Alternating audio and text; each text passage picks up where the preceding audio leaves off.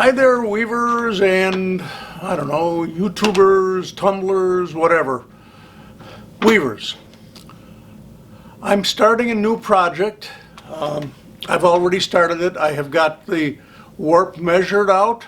I have got the threading done through all of the heddles, and I have done 1 inch worth of slaying of the reed. You're looking at me, I feel kind of dark in this corner because we've got so much bright light from outside. Let me just show you something here. If I turn this, see how bright the windows are? That's snow out there in front of the house. We've got about 4 inches of this stuff over the last couple of days. So, anyways, this is going to be a winter project. The goal of this project, which I don't think I'm going to fully achieve, is to use up part of my stash of thread that's been laying around for a while, mostly cotton. I'm going to put a picture in somewhere around this point in the video, just a still picture that I took of all of the partial spools of thread that I have laying around, and hopefully using some of them up. So this is going to be a real big mixture of colors. That's good. I can use some up, and I think it'll look neat when it's done. The pattern that I'm going to be following is going to be a variation on the Strickler pattern number 728. And I'm going to drop into the Tempo Weave software that I've used. You saw that a couple of videos ago, to show you how I changed the Strickler 728 to give me something a little bit more of what I wanted. It's still basic, it's very similar, but it's not the same as the Strickler 728. So let's take a look at that video now, and I'll come back and tell you more about what I'm doing after you've seen that. Here we are in the Tempo Weave software looking at two different patterns. The pattern on the top part of the screen that I'm moving my cursor around right now follows the threading, this area here, the white, where my cursor is zooming around. That follows the threading that is from the Strickler book, a weaver's book of 8-shaft patterns from the Friends of Handwoven. That is the threading for pattern number 728. And I used that as inspiration for the pattern that I'm working on setting up on my loom right now. Now, the reason I say inspiration is because I'm not using that threading pattern directly. I've now got the cursor moving around in the lower pattern on the screen, and you can see it is not the same, but it has some similar features. For example, the yellow X in the top pattern matches the red X in the bottom pattern. These blue sections right next to that, or brown on this side, match the brown sections down here. So, for example, up above it's 1, 3, 5, 7, 2, 4, 6, 8. Down here it's 1, 3, 5, 7, 2, 4, 6, 8. Now, this section right here, I've modified and moved. This section here that goes 1, 2, 3, 4, 5, 6, 7, 8, and on this side, way over here, 8, 7, 6, 5, 4, 3, 2, 1, is the same as this 1, 2, 3, 4, 5, 6, 7, 8, and 8, 7, 6, 5, 4, 3, 2, 1 here. But what's different is that this section here and this section way over at the edge, I've done something different. I've taken this little bit here that goes 1, 5, 2, 6, 3, 7, 4, 8, and I've widened that to down here of 1, well, let's say 1, 5, 2, 6, 3, 7, 4, 8, then 5, 1, 6, 2, 7, 3, 8, 4.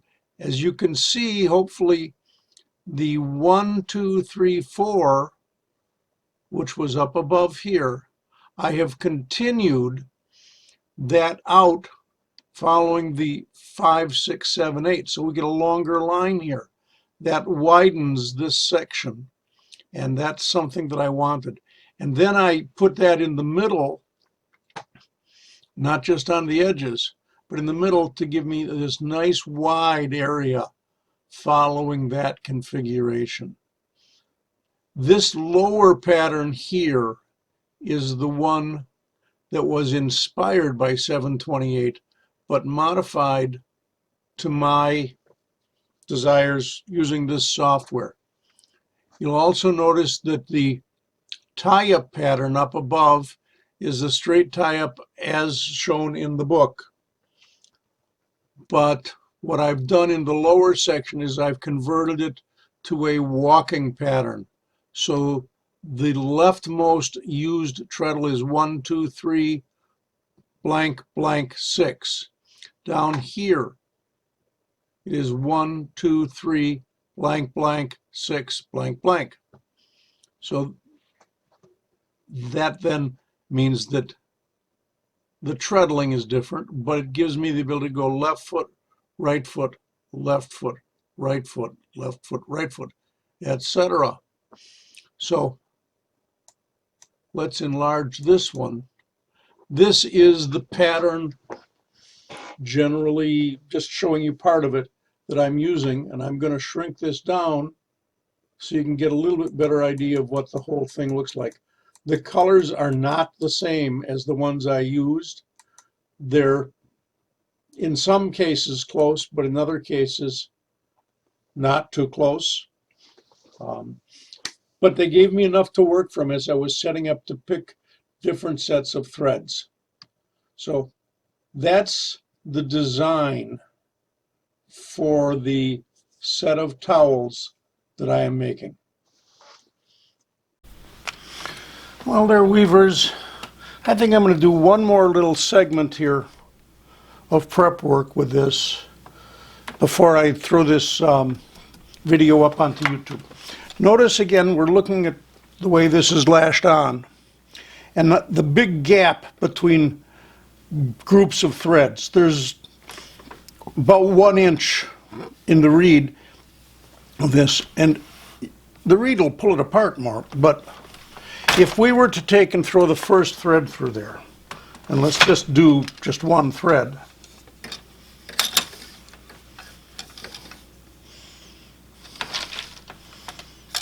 set that aside, it's going nowhere, and you can see there's big gaps. Hopefully you can see that. There's a big gap right there amongst that. So if we go one more,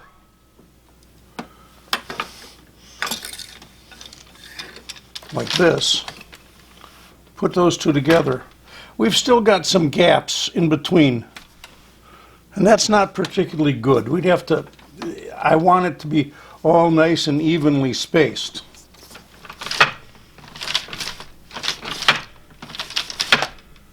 Which one did I just go through?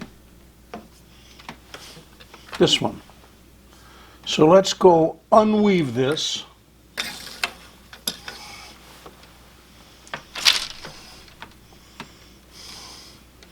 And we'll put in a header to help spread these warp threads out a little bit. And what we're going to use is something that I have heard euphemistically called weaver's tissue. It's actually a roll of toilet paper. And I'm just going to measure out, about that much. Tear off a little bit. And run this right through. And we'll do 2 or 3 rows of this. And that, because it's so thick compared to the threads,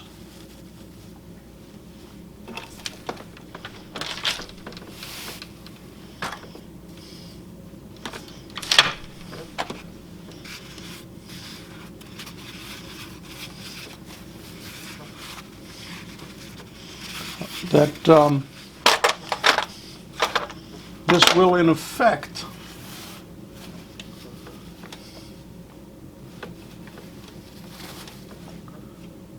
smooth things out and make those openings much more even.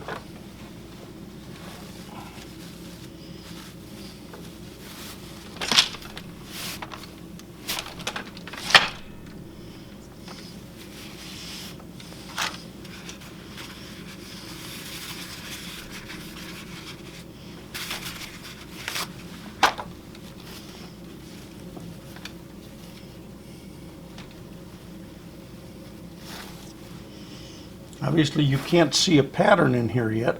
That's fine. Pattern, I didn't expect the pattern to show up yet.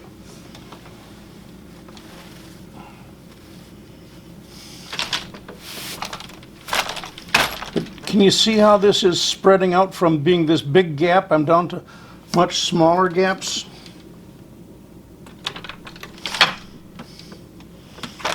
I think one more piece of TP in here should just about take care of us.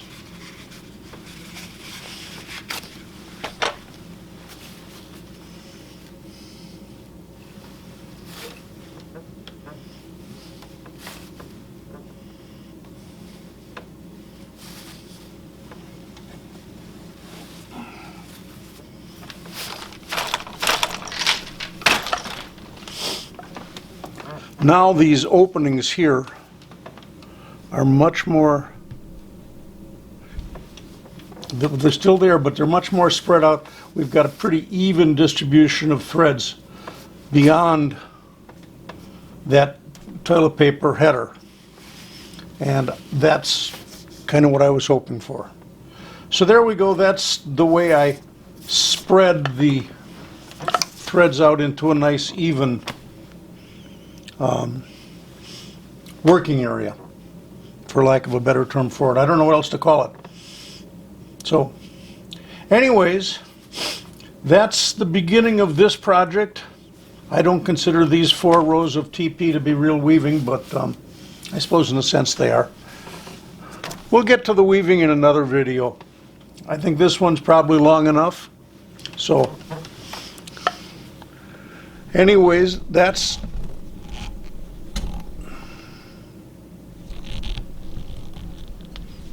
come over here, look at me. There you go. There I am. Hi. That's enough for this video. If you're a subscriber to my channel, either on Rumble or YouTube, thanks a million. And if you're not a subscriber but like my weaving videos, hit the subscribe button. If you like being notified, hit that little ding-dong bell. I don't have that on for anybody that I watch on YouTube because I get too many notices already. But if you want to do that, great, I'm happy to have you do it. So until the next time around when we do a little bit more of the weaving on this project, thanks for watching. I'll catch you the next time. Bye-bye.